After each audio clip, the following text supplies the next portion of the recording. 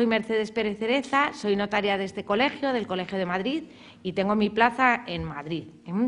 Y por su presencia, y también al Ayuntamiento de Madrid, que es el que ha impulsado la organización de estas jornadas, que se están desarrollando con bastante éxito. Empezaron el año pasado tratando distintos temas y este año continúan, y han sido pues por el Ayuntamiento y en colaboración, lógicamente, con el Colegio de Madrid. Entonces, bueno, pues hoy vamos a hablar de una serie de instrumentos bueno, pues que pueden ser una ayuda para nuestra seguridad en la vejez, ¿no? Porque es un hecho innegable que la esperanza de vida pues ha aumentado mucho con relación al siglo pasado, ha aumentado pues unos 40 o 50 años.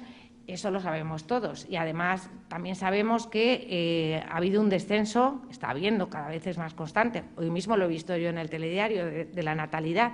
Entonces, ¿qué pasa? Pues que se calcula que en el año, dentro de 60 años, pues por cada 2 trabajadores habrá un mayor de 65 años. Entonces, claro, hay que arbitrar una serie de instrumentos que nos puedan ayudar cuando seamos mayores, porque el Estado no va a poder hacerse cargo de todos nosotros. Entonces, en esta jornada es lo que vamos a tratar. En otras jornadas se va a tratar de una serie de instrumentos que van a preservar la autonomía de las personas, como pueden ser los poderes preventivos, la posibilidad de prever nuestra propia discapacidad a través de un nombramiento de curador. Y esto se tratará en otras jornadas. Y en esta jornada pues, se van a tratar pues eso, de la serie de figuras que nos puedan ayudar a conseguir pues, unos mayores recursos para la vejez. La preocupación por el bienestar de los mayores, para nosotros los notarios, y para todo el mundo, pero para nosotros es constante, y además es que la vemos diariamente en la notaría, porque a la notaría siempre viene gente normalmente mayor, que nos cuentan sus cosas, las cosas que les pasan, que quieren dar un poder, que tienen un piso, y lo estamos viendo, ¿no? También es una preocupación de los poderes públicos, claro, no puede ser de otra manera, ¿no? La propia exposición de motivos de la Ley del Impuesto de la Renta a las personas físicas establece que, con el objeto de mejorar la cohesión social y atender a los problemas derivados del envejecimiento y la dependencia, se incentivan, en la Ley del IRPF, los instrumentos destinados a proporcionar unos ingresos complementarios de las pensiones públicas. Y hay 2 tipos de beneficios. Esto dice la Ley de Exposición de Motivos, por eso estoy leyendo. Primero, los dirigidos a personas dependientes para las que se prevé la posibilidad de movilizar su patrimonio inmobiliario para obtener unos flujos de renta que les permitan disponer de recursos para atender sus necesidades económicas. En esta línea están todos los negocios que vamos a ver, la renta vitalicia, la cesión de bienes por alimentos y la hipoteca inversa.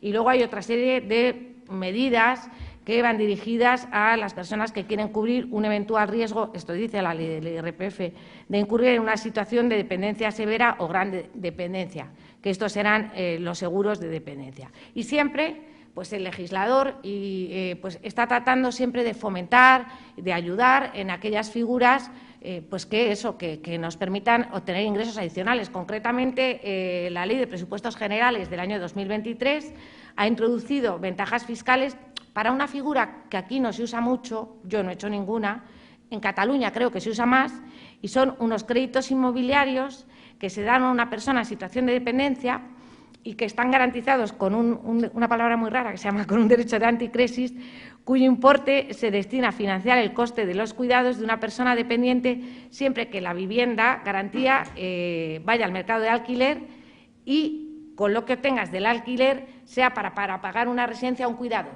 Es decir, yo tengo una vivienda y yo lo que hago es que pido prestada una cantidad y constituyo hipoteca sobre las rentas, ¿no?, de esa vivienda, porque le permito a la entidad acreedora que la alquile y el importe del alquiler se destina a pagar o mi residencia o mi cuidador. Bueno, pues en la Ley de Presupuestos, los últimos, para la Ley de Presupuestos Generales que se aprobó en diciembre de 2023, pues se dijo que este tipo de negocios jurídicos van a tener todo tipo de incentivos fiscales en cuanto a exención del impuesto, etcétera, y luego también el coste de la notaría y el coste del registro, como luego también veremos para la hipoteca inversa. Pues eso vemos. La vivienda es una importante manifestación del ahorro familiar y pues eso, es la verdad que con una cultura de vivienda tan arraigada como es la nuestra, nosotros es muy raro las herencias que vemos en las que no hay una vivienda, o sea que aunque la economía no sea muy boyante, siempre está una vivienda. Entonces, bueno, pues a partir del hecho de que tenemos una vivienda, pues podremos obtener a lo mejor algo de liquidez base a la misma. Bueno, pues ya sin más preliminares me voy a meter en el primero, la renta vitalicia. A ver, ¿qué es esto? Tributación. Y bueno, la renta vitalicia es una figura por la que yo tengo un capital que puede ser en bienes muebles e inmuebles. Yo puedo tener unos ahorros o puedo tener un inmueble, que puede ser mi vivienda habitual o puede ser otro bien, ¿no? Entonces, yo lo cedo y a cambio de esta cesión voy a recibir una renta vitalicia, una pensión o prestación periódica por los días que yo viva, ¿no? Por lo tanto, ya vemos que caben rentas sobre bienes muebles o sobre bienes inmuebles. En la renta vitalicia sobre bienes muebles destacan las rentas vitalicias monetarias. Casi todos los productos bancarios tienen su origen en el contrato de renta vitalicia, ¿no? Los planes de pensiones, todas estas cosas. Seguro de rentas vitalicias, que en el seguro de rentas vitalicias pues, es un buen instrumento para canalizar el ahorro, para complementar la pensión, incluso para limitar bueno, pues, la capacidad disponible de personas que requieran un control de ingresos, personas despilfarradoras o consumistas.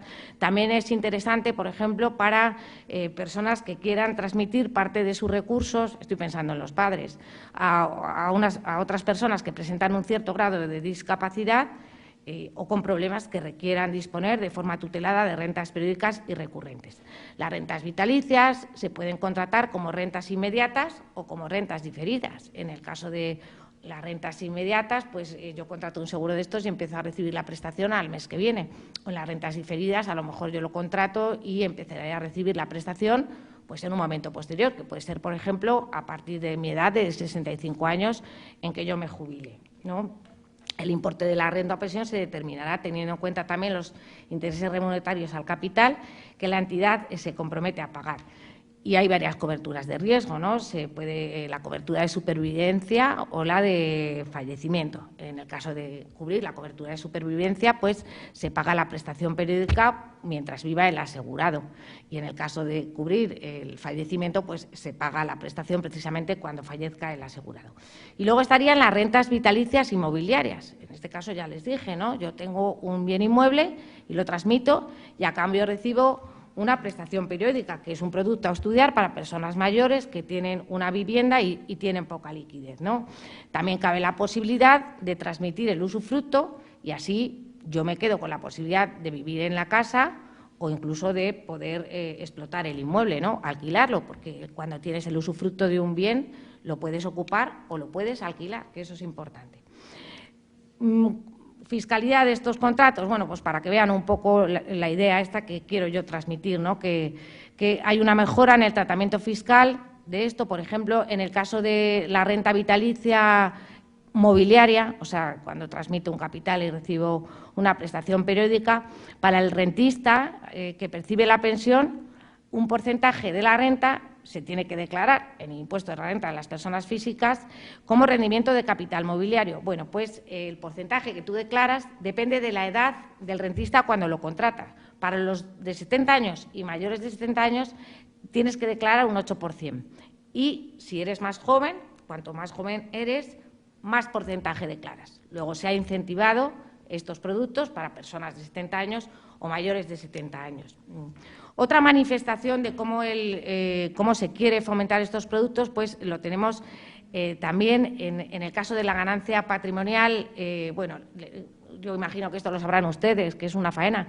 Siempre que transmitimos un bien o lo vendemos, un bien inmueble, o lo donamos a un hijo, pues hay una cosa que se llama ganancia patrimonial, que es un impuesto que se pone de manifiesto por la alteración en la composición de nuestro patrimonio, que es la diferencia entre el precio de adquisición y el de transmisión. Es decir, que si yo vendo ahora un piso por 200.000 y lo compré hace 8 años por 150.000, pues por la diferencia pago un impuesto bastante duro, en el IRPF se me genera una ganancia patrimonial que tributa a tipos muy altos, ¿no?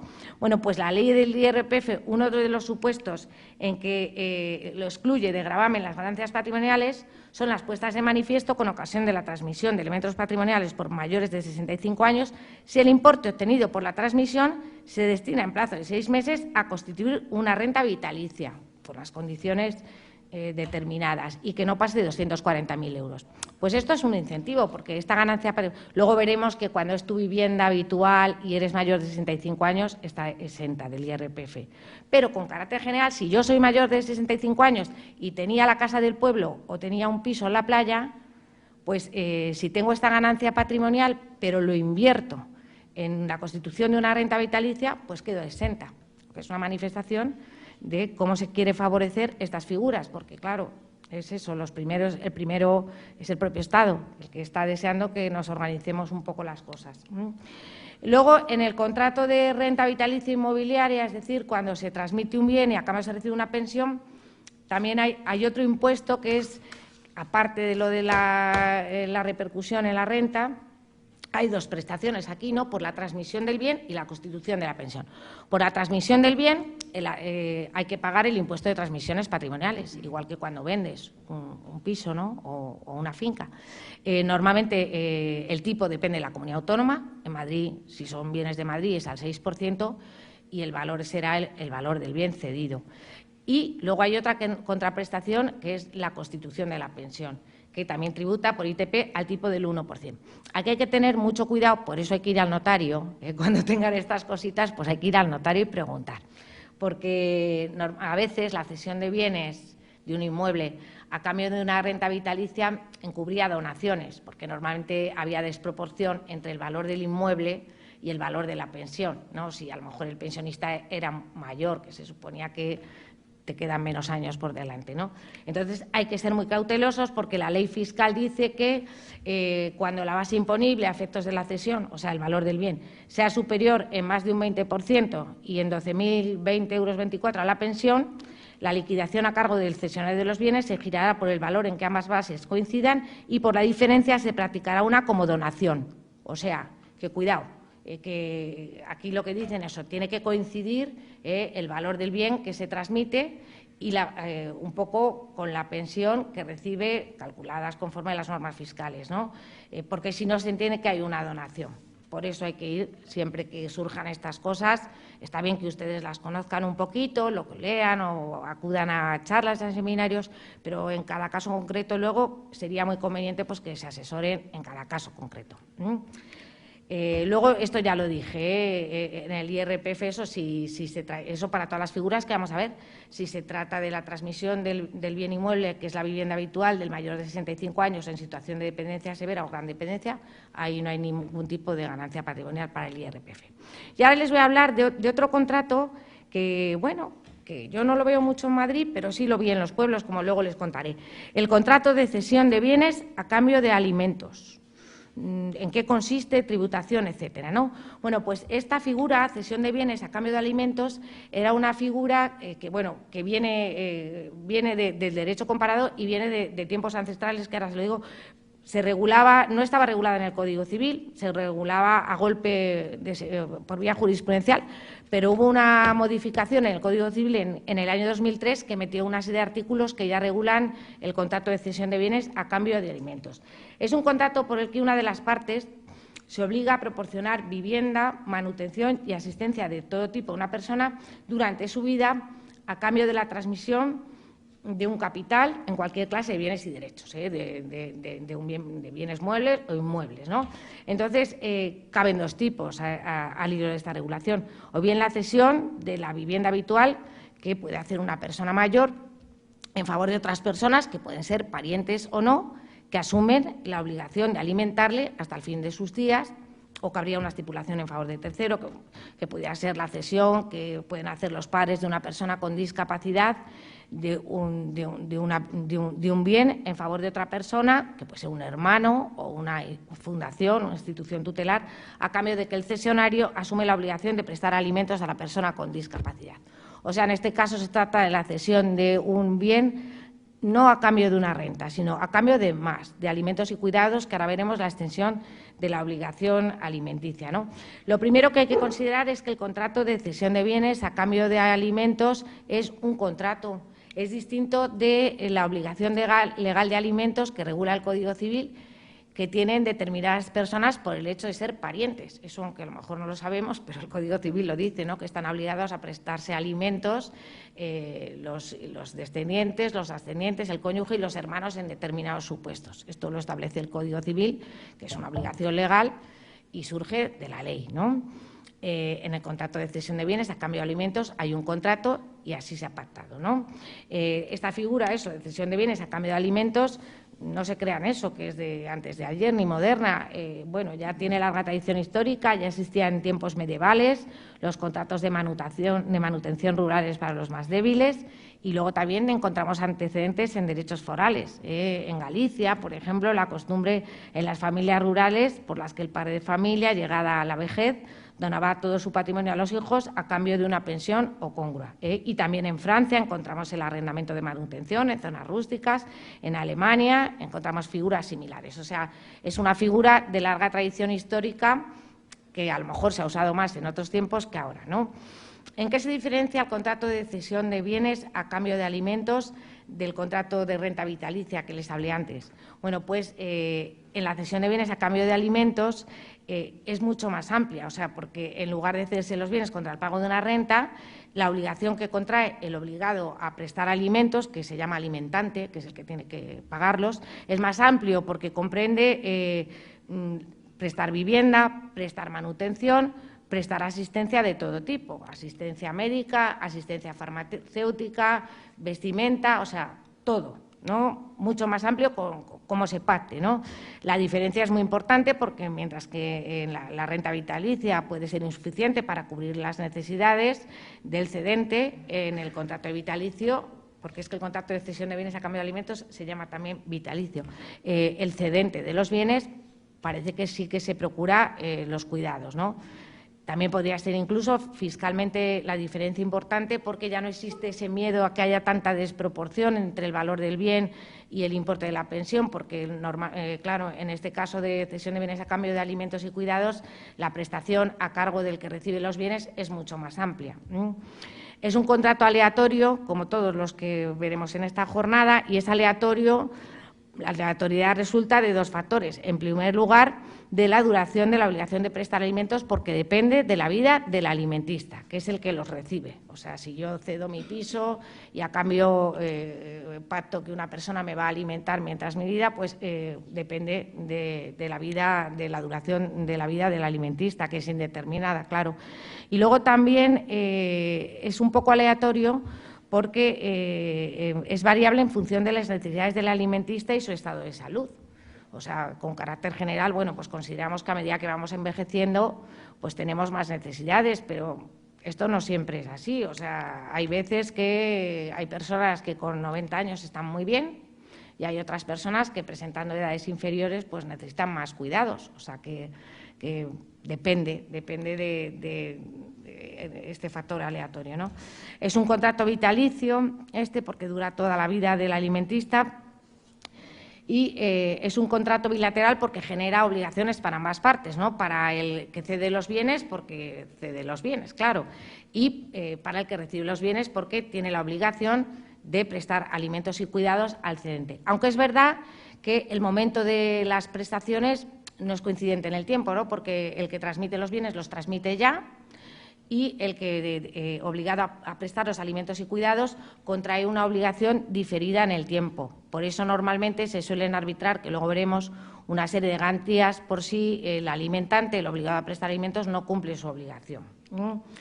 Y es un contrato oneroso, bueno, pues porque genera obligaciones para ambas partes, y no tenemos que confundir para nada con la herencia. Es decir, que si yo tengo un piso y lo transmito a cambio que la persona que recibe el piso contrae la obligación de alimentarme, no es que sea mi heredero, porque eso es otra cosa. La herencia es la persona que me vaya a suceder el día de mañana, el día que yo falte.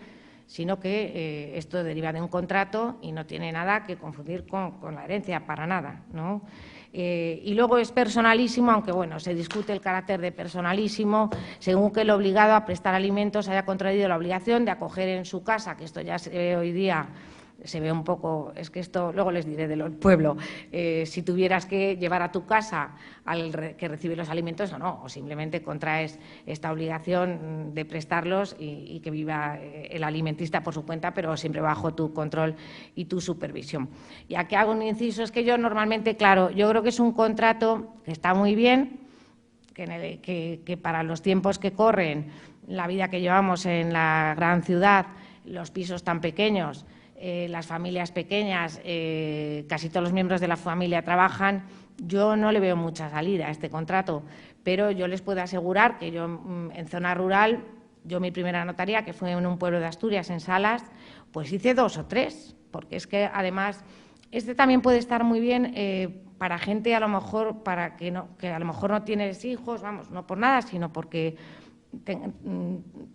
tengas a lo mejor menos querencia a dejar algún bien. Yo esto lo he visto, desde luego en Salas hice 2 o 3 y con tíos y sobrinos. Y a lo mejor pues eso, la persona mayor que veías que tenías una casa buena, que ibas a mayor y a lo mejor pues tu sobrino, pues en un ambiente más familiar, de un entorno más familiar, pues se comprometía a hacerse cargo de ti y entonces o bien se iba el sobrino con su familia a la casa del que no solía ser más buena, claro, del que iba a recibir los alimentos y vivían juntos, o al revés, o se lo llevaban a su casa y entonces pues bueno, oye, es un contrato, es bueno para las dos partes, ¿no? Para el alimentista porque te aseguras que te van a cuidar y para el alimentante, oye, pues porque también eso de ya te dejaré mi casa, eso siempre, el testamento se puede cambiar, luego te puede venir, en fin, eso está como más difuso, ¿no?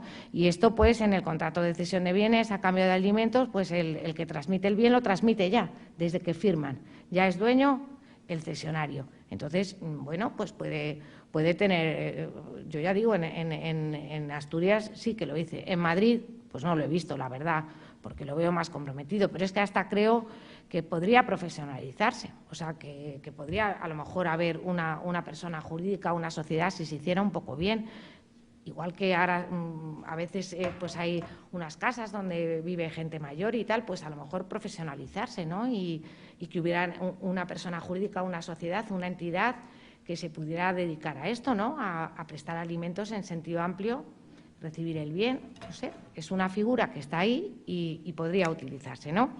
Bueno, luego decir que conviene en el contrato fijar la extensión y la calidad de la prestación, indicando las condiciones de la vivienda, y, pues, metros cuadrados, distribución y de la manutención, comidas, vestido y asistencia. O sea, que en el contrato de cesión de bienes a cambio de alimentos se pueden pactar muchas cosas y, por supuesto, la extensión de la obligación que tiene que prestar el alimentante.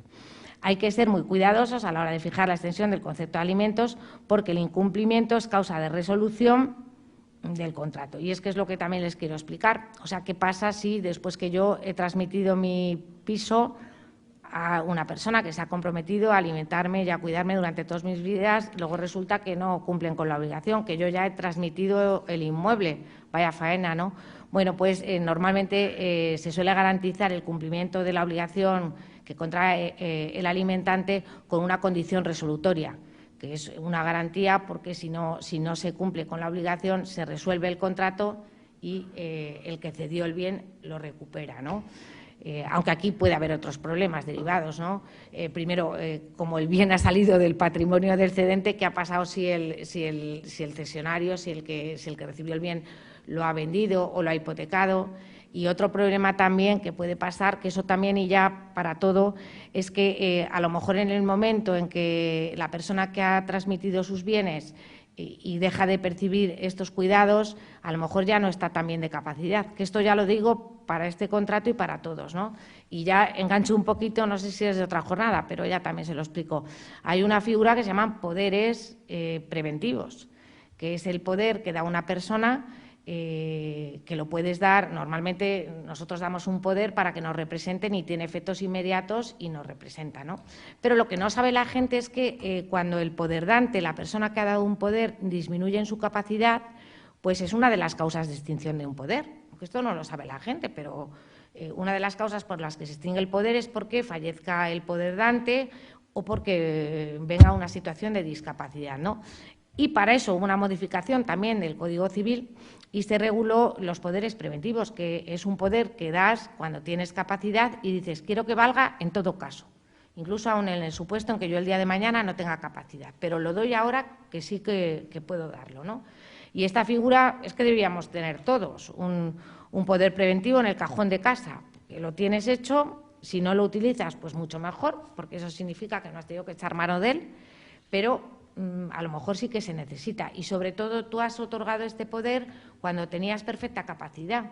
Que lo que digo es eso, muchas veces todos estos contratos de los que hablo, pues que hay que celebrarlos cuando ya a lo mejor estás más mayor, más vulnerable.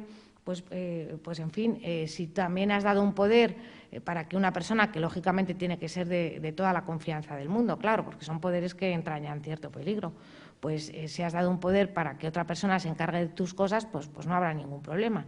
Pero si no lo has hecho, pues luego cabe el riesgo de que hoy estamos bien, pero no sabemos las cosas que nos pueden pasar el día de mañana.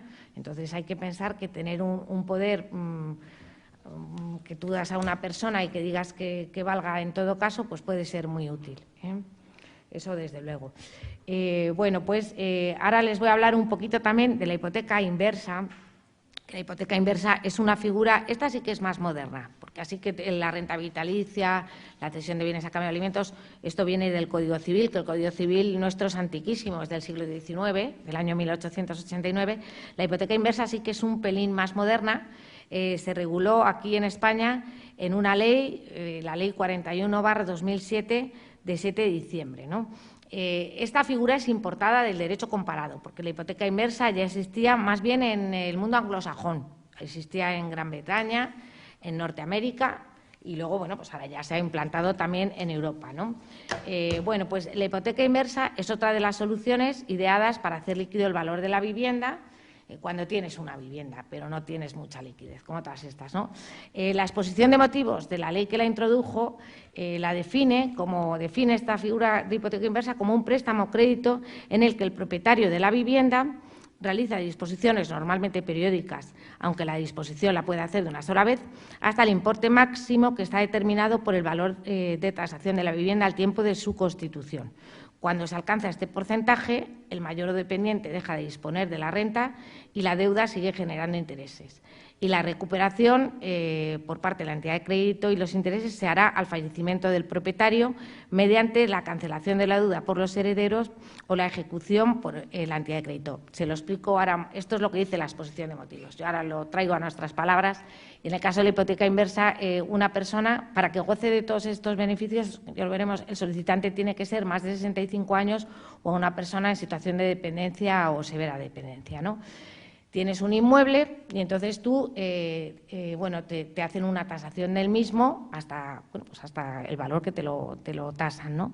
Entonces, se te concede un préstamo que puede ser de una sola vez o bien mediante disposiciones periódicas, pero hasta el límite de la cantidad que te han concedido.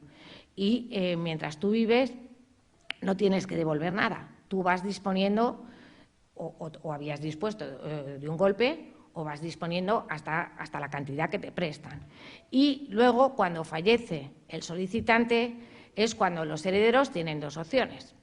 O bien cancelan el préstamo con los intereses sin que tengan que devolver comisión por cancelación, o bien, si no pueden, pues tienen que asistir a la ejecución hipotecaria. Es decir, el banco, como no le van a pagar el préstamo y los intereses, pues va a proceder a la ejecución de hipoteca, ¿no? Entonces, ¿por qué se llama inversa? Pues porque es bastante inversa con relación al funcionamiento, inversa, es un poco contraria al funcionamiento ordinario de un préstamo, porque en un préstamo ordinario yo recibo la cantidad prestada, yo la voy devolviendo y a medida que voy haciendo amortizaciones la deuda es menor. Pero en el caso de la hipoteca inversa es al revés. O sea, yo recibo un préstamo o voy disponiendo de una línea de crédito que me dejan hasta una determinada cuantía, que venía determinada por el valor del bien, y cuando muere el solicitante es cuando hay que devolver el préstamo con los intereses que se hayan generado hasta el momento. O sea que es un poco al revés, ¿no? Porque se devuelve, y se devuelve además de un golpe. No se va amortizando gradualmente, sino que se devuelve de un golpe al fallecimiento del solicitante. Sí, sí.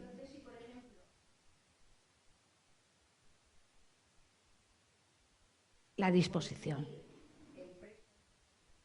Pues es uno de los problemas que tiene la hipoteca inversa, que tampoco garantiza del todo nuestro bienestar, porque en ese caso puedes contratar un seguro adicional que te lo ofrecerán, un seguro de renta vitalicia para cubrir el riesgo de la longevidad del prestatario, o sea, que el prestatario sobrevive a la cantidad máxima que le han concedido. Entonces es un faena tremenda, porque claro, nos encontramos con un prestatario que es ya mayor de lo que era cuando lo contrató este producto, se ha quedado sin cash y sigue generando intereses la deuda. Es una faena. Lo tienes que completar con un seguro que te encarece el producto. Por eso las hipotecas inversas es que, ahora continúo contándoles, pero no han tenido mucho éxito por eso, porque, bueno, primero que son carísimas, que ahora también, y luego segundo que no, para mí que no cubren lo que trataban. Y luego, además, eso, o sea, si tú terminas de disponer, que estás tú mucho más mayor. O sea, el momento horroroso se produce, o sea, la consecuencia se produce en un momento peor para el solicitante. Pues es una de las cosas que yo le veo problema, que ya lo digo, lo tengo yo aquí anotado también para contárselo. Fallece antes de... No, pues entonces la de... Poner los herederos, pues no. Si no quieren quedarse con la vivienda... Ahí tienes que devolver la cantidad dispuesta y los intereses, hasta ese momento.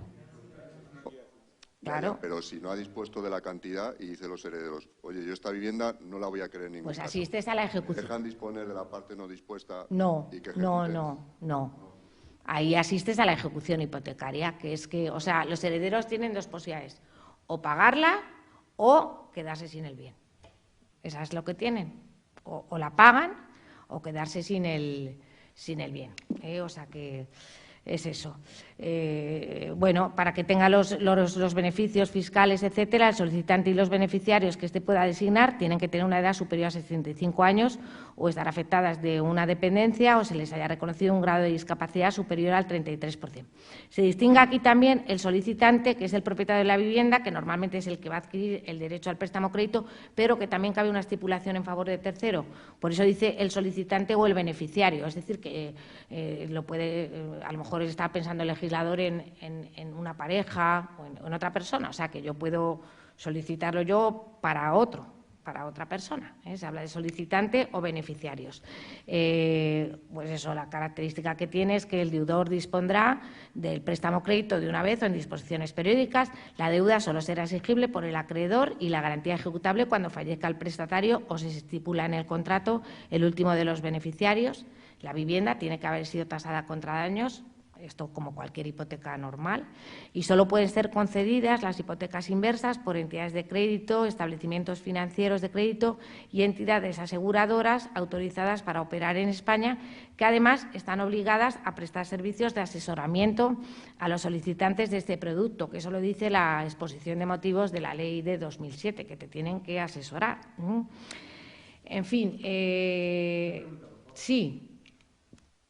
Cuando el importe de la subasta no cubre la deuda, ¿se puede? Eso es, eso también se le iba a contar ahora. Es que una de las características que tiene la hipoteca inversa, que es otra de las cosas por las que yo creo que no se han hecho tantas, es que si se ejecuta la hipoteca, el banco solo tiene para resarcirse, solo se puede resarcir de la deuda con los bienes de la herencia, cuando normalmente, cuando nosotros pedimos un préstamo y lo garantizamos con hipoteca, que yo esto lo explico muchísimo en la notaría, ahora con las actas de transparencia, que a lo mejor se han pedido un préstamo hipotecario ustedes en recientes fechas, tuvimos una reforma en el año 2019 que dice que ahora hay que recibir asesoramiento notarial y hay que ir 2 veces al notario.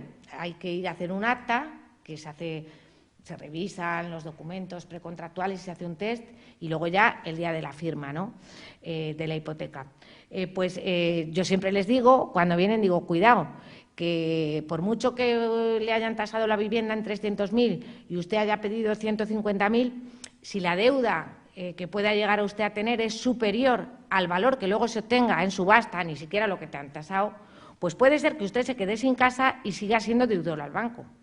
Porque eso es verdad. Primero, porque nunca sabemos, cuando entramos en impago, no sabemos hasta dónde puede llegar la deuda, porque empiezas a acumular intereses, muchas veces los procedimientos de ejecución hipotecaria son largos en el tiempo. Cuando te van a ejecutar la hipoteca igual han pasado 6 años de impagos. Entonces, tú que tenías una deuda de 150.000, pues igual luego es de 300.000 y luego tu vivienda a lo mejor la habían tasado en 300.000, pero a ver qué es lo que se obtiene en subasta, ¿no?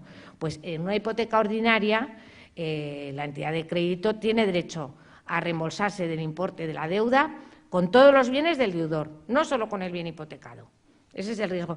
Sin embargo, en la hipoteca inversa lo dice la ley que la regula, que en caso en que la entidad acreedora ejecute, solo puede obtener el recobro hasta donde alcance los bienes de la herencia, que puede ser otra de las cosas por las que los bancos o las entidades acreedoras no les interesa mucho tampoco hacer este producto, porque claro, si luego los herederos pasan y no amortizan el préstamo y los intereses, sobre todo tienen que comerciar con un mercado que no es el de ellos y que además tú tampoco sabes el valor que puede tener el bien cuando llegue el momento de ejecutarse la hipoteca.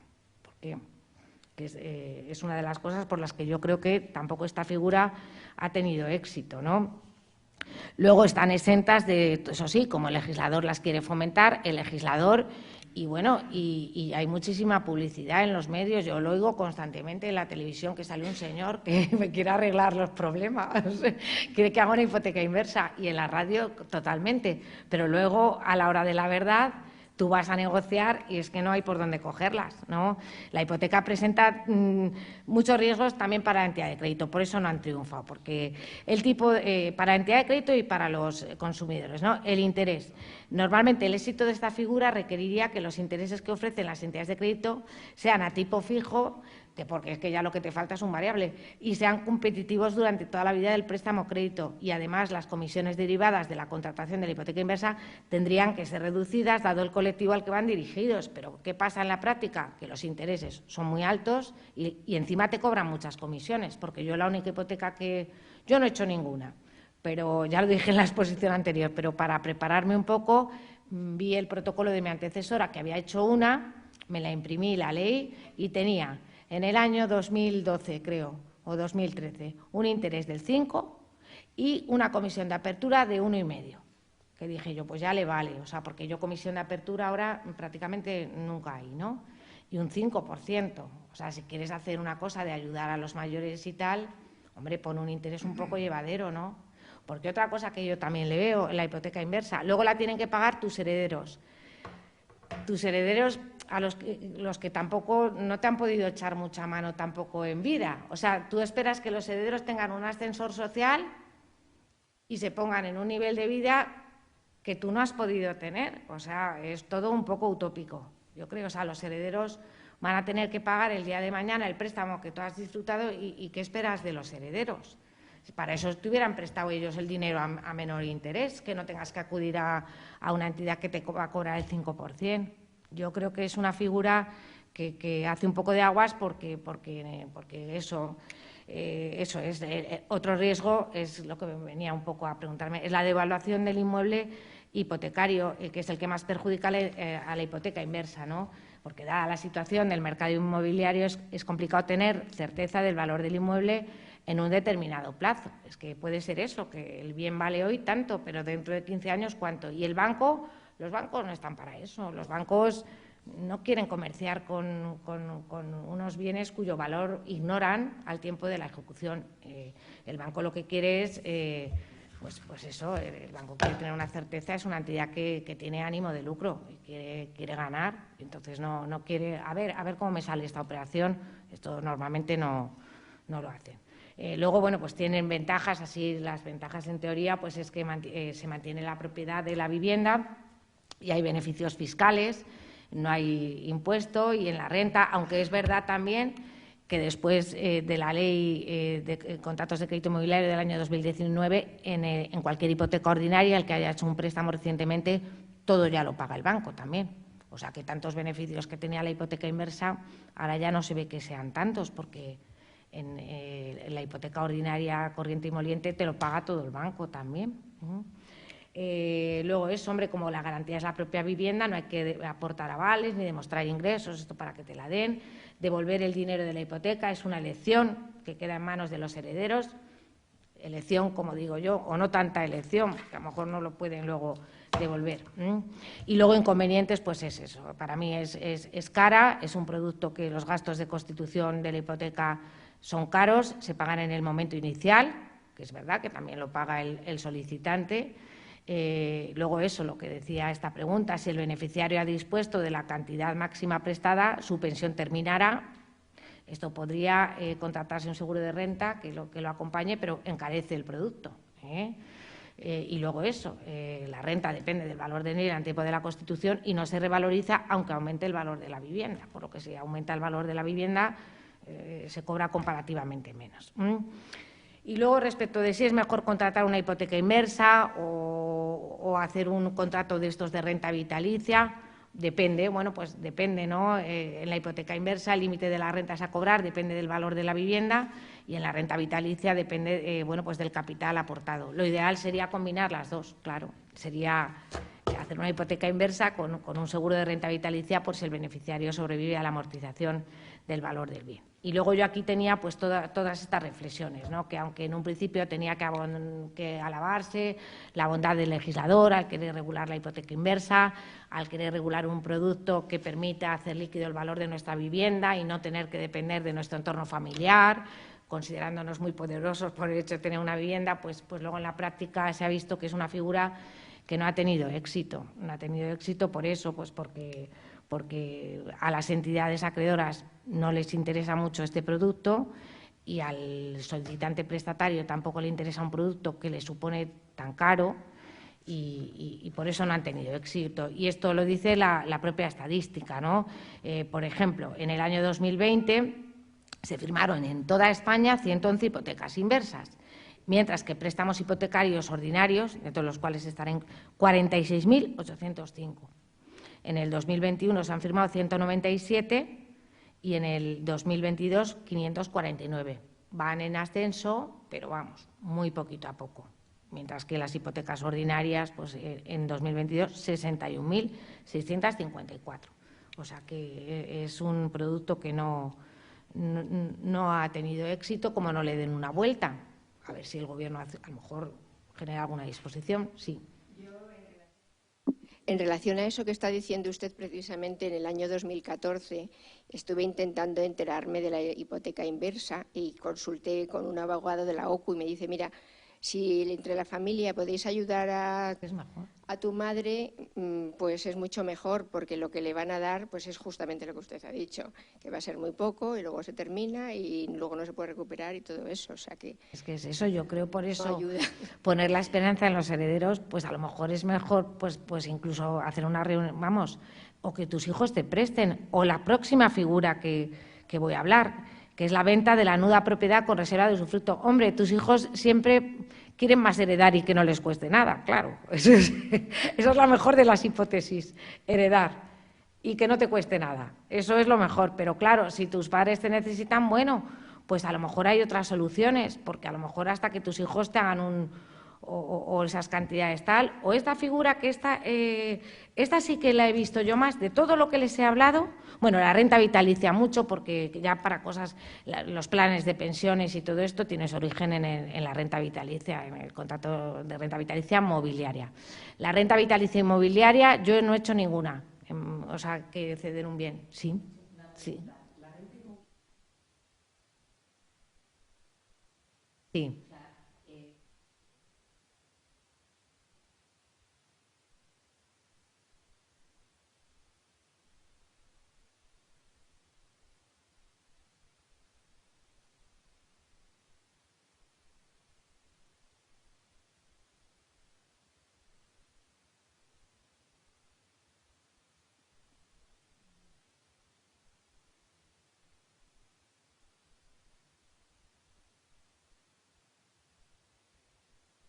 La renta vitalicia inmobiliaria, Sí. lo que he entendido al final, más es la cesión, o sea, pero es una venta al final. Sí, es una recibir el capital de golpe, por decirlo Eso de alguna es. manera, o sea, se difiere en el. Claro, eso es. Eso es. Bueno, lo que pasa es que claro, pero puede ser, sí, efectivamente. O sea, en la renta vitalicia inmobiliaria se transmite un bien inmueble y se recibe una pensión. Lo que pasa es que esa prestación la puedo pactar para mí o para un tercero. Pero bueno, lo importante es que se transmite el bien inmueble. Se transmite el bien inmueble. En vez de recibir un precio, recibes una renta vitalicia, que es mientras tú vives. Por eso son contratos aleatorios, porque la aleatoriedad depende de la vida del pensionista. ¿Falleces antes? Pues suerte para el adquirente, pues son contratos aleatorios. Claro, son aleatorios. Si fallece después, pues es que él ya ha transmitido. O sea, has transmitido, pues si falleces después. Sí, ¿seguiría recibiendo la renta vitalicia No, 20 años más? No, es vitalicia, es con tu vida.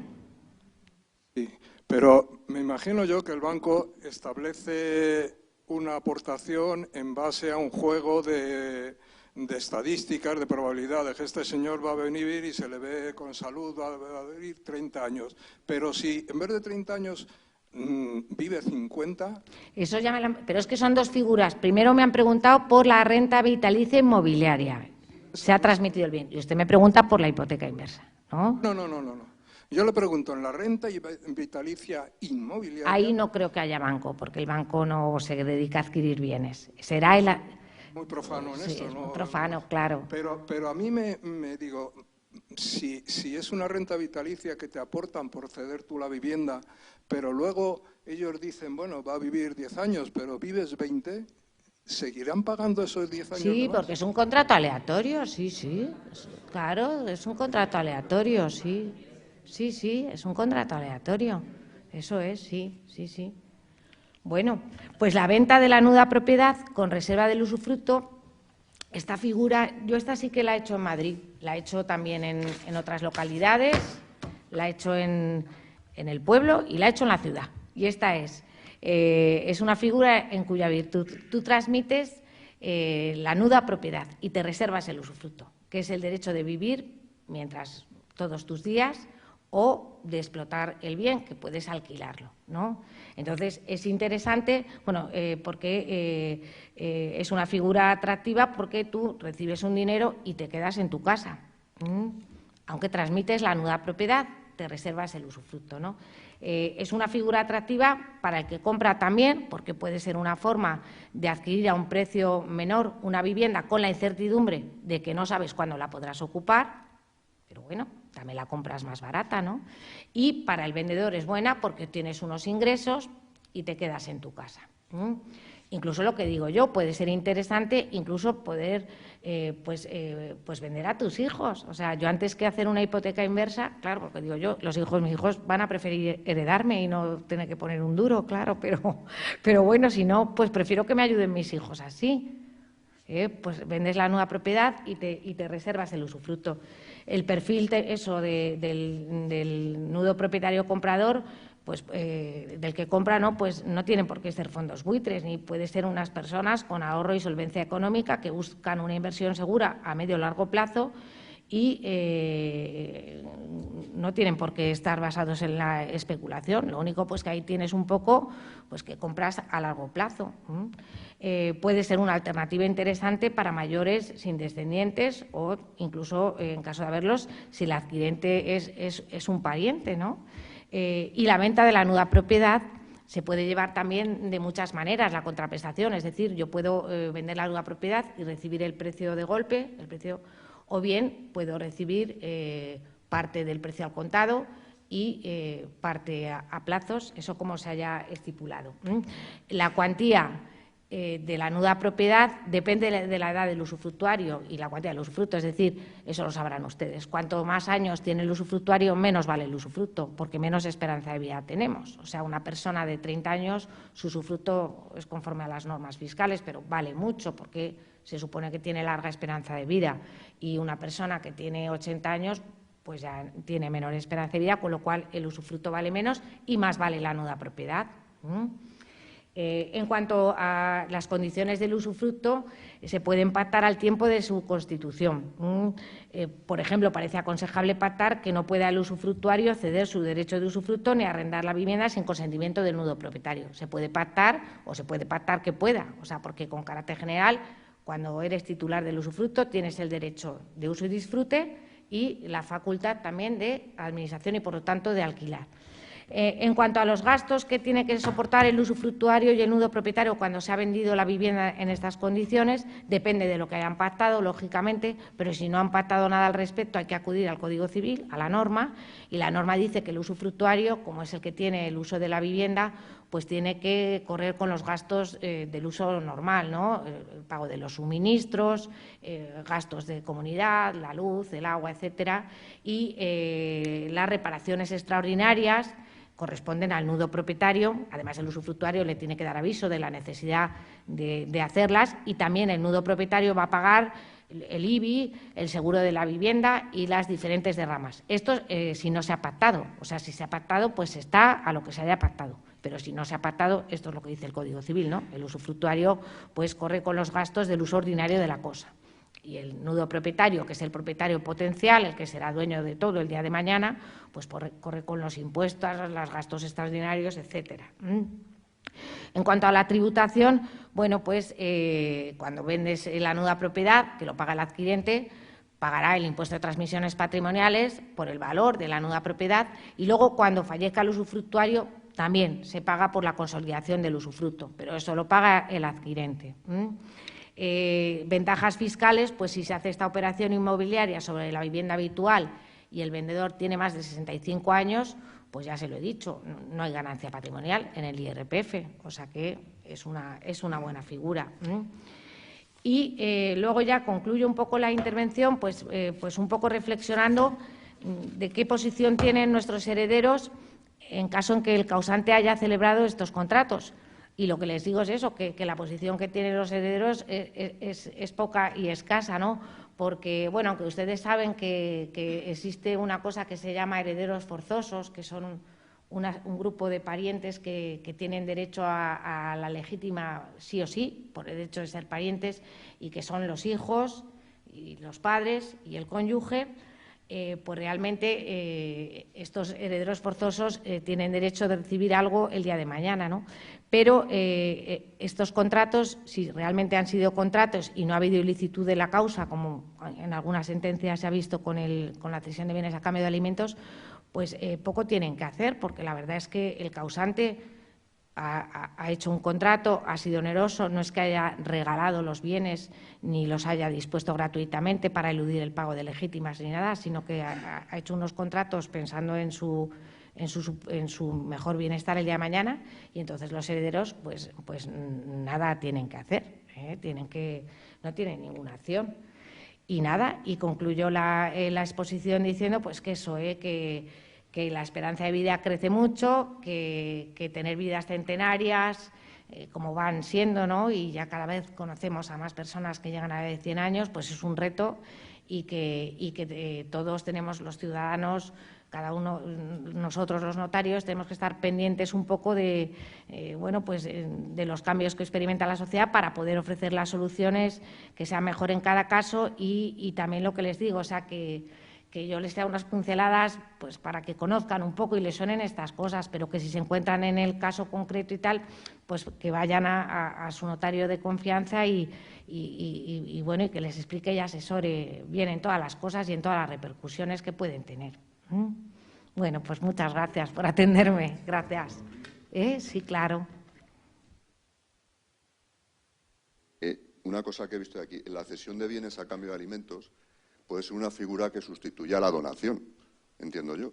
Hombre, más. donación yo no veo que sea, porque realmente el que compromete el alimentante, que es el obligado a prestar alimentos, que no es tanta donación. O sea, si usted se tiene que hacer cargo de una persona, ver que está bien. Pero me refiero que normalmente eso se hace de padres a hijos, pues al hijo que cuida al padre, tal, no Claro. sé qué, y que eso exime, le saca fuera de las herencias, salvo la legítima, la de mejora y la de libre disposición. Efectivamente. Entonces, si fiscalmente está bien y tampoco hay que demostrar mucho que efectivamente, hombre, la habrás alimentado al padre, la habrás cuidado y tal, pues a lo mejor es, en vez de una donación, yo no sé fiscalmente qué tiene la cesión de bienes, qué fiscalidad Hombre, tiene. la cesión de... La No, pues donación aquí en Madrid fiscalmente está- no ayuda al tratamiento fiscal, ¿no? Porque en el ITP, o sea, siempre que haces un negocio jurídico hay impuestos por todos los lados.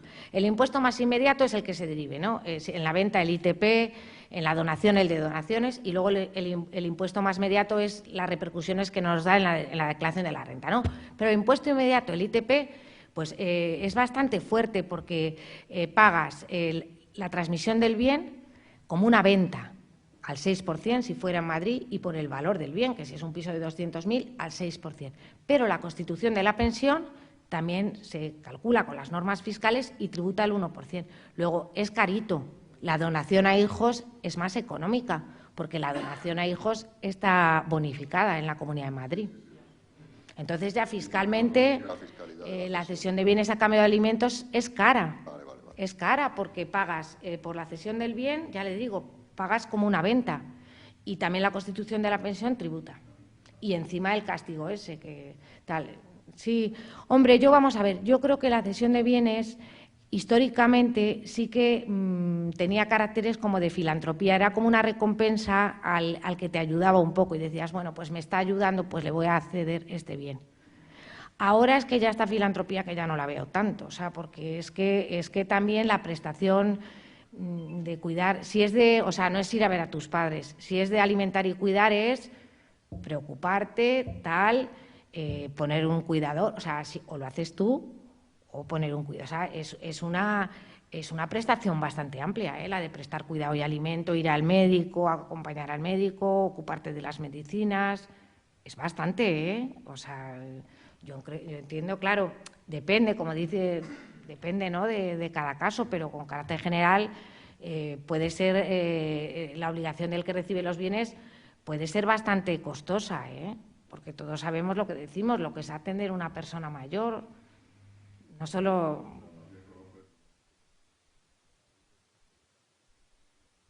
Claro, pero ahí es mejor hacer una donación. No merece la pena. No merece la pena, es cara.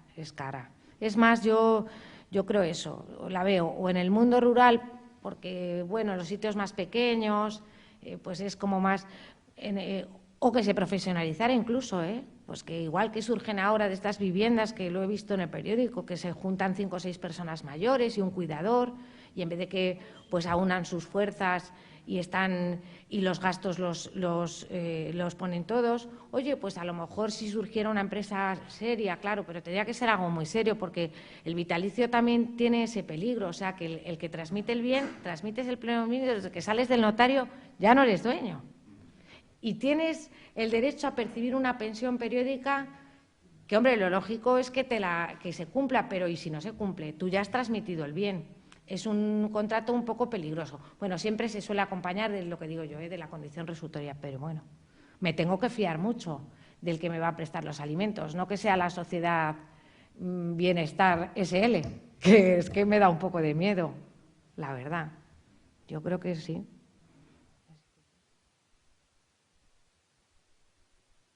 Sí.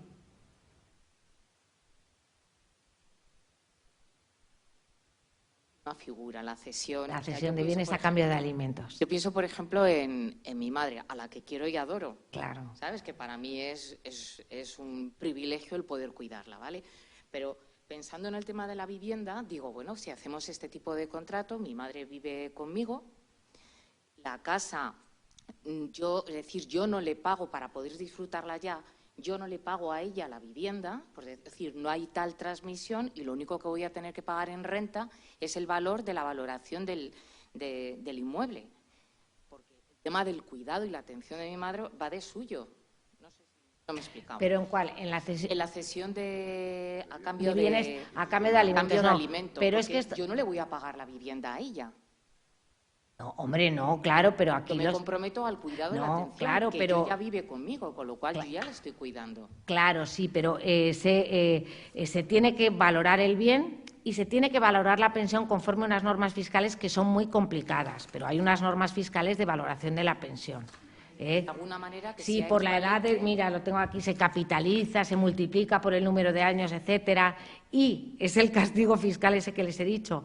Si capitalizada la pensión conforme las normas fiscales, el valor del bien es superior al 20% al de la pensión y a 12.000 y pico euros, se pone de manifiesto que hay una donación, porque Hacienda dice, ¿cómo?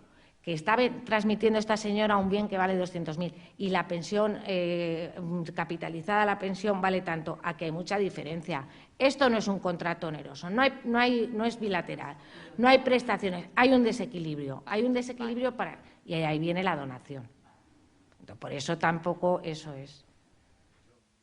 Seguramente lo ha dicho, pero me ha quedado la duda de en el caso de la venta de nuda propiedad con derecho a usufructo, ¿ha de ser siempre la primera vivienda? ¿Tu vivienda habitual? No, tú puedes vender cualquier bien. Lo que y... pasa es que no tienes tantos beneficios fiscales. O sea, tú vendes la casa del pueblo, te quedas el usufructo y vendes la nuda propiedad. Pero ahí, eso que decíamos, que en el IRPF estaba exenta la ganancia patrimonial, si eres mayor de 65 y vendes tu vivienda. Pero si es la casa del pueblo, ahí caes con todo el equipo a pagar la ganancia patrimonial que te salga. Pero es posible. Sí, perfectamente. Y la hipoteca inversa, que no lo he dicho, también se puede hacer sobre otros tipos de bienes, pero no tiene tantos beneficios. Poder se puede hacer. Lo que pasa es que, claro, si ese negocio jurídico luego en la declaración de la renta te supone una repercusión grande, pues eso es que hay que mirarlo todo. Igual que la plusvalía, que ahora que estamos con cosas del ayuntamiento no hablo, pero casi todos estos contratos generan la plusvalía municipal, que es un dinerillo también,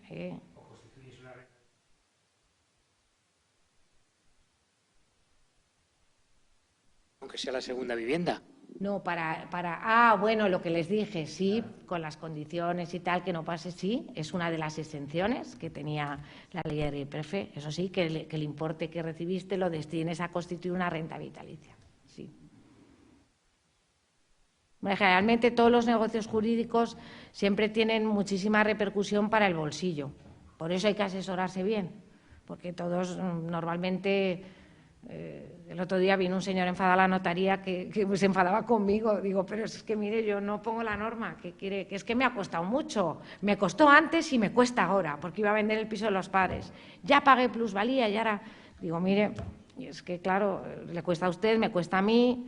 Y bueno, pues claro, el sistema de los impuestos, pues también luego los impuestos sirven para financiar otra. En fin, es el sistema, no podemos ir... Pero bueno, dentro del sistema... Con los instrumentos que tenemos podemos asesorarnos lo mejor posible para que nos salga mejor. Eso está claro. Muy bien.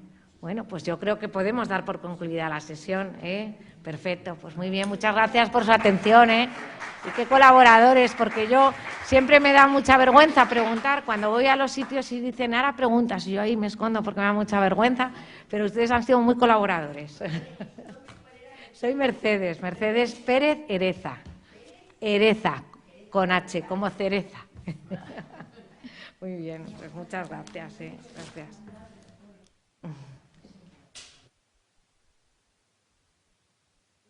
¿No? ¿Cómo preservar la autonomía en la discapacidad? Que aquí les va a hablar muy bien mi compañero Manuel Lora de los poderes preventivos y de todas las situaciones para la discapacidad. Venga, pues gracias. Muy bien.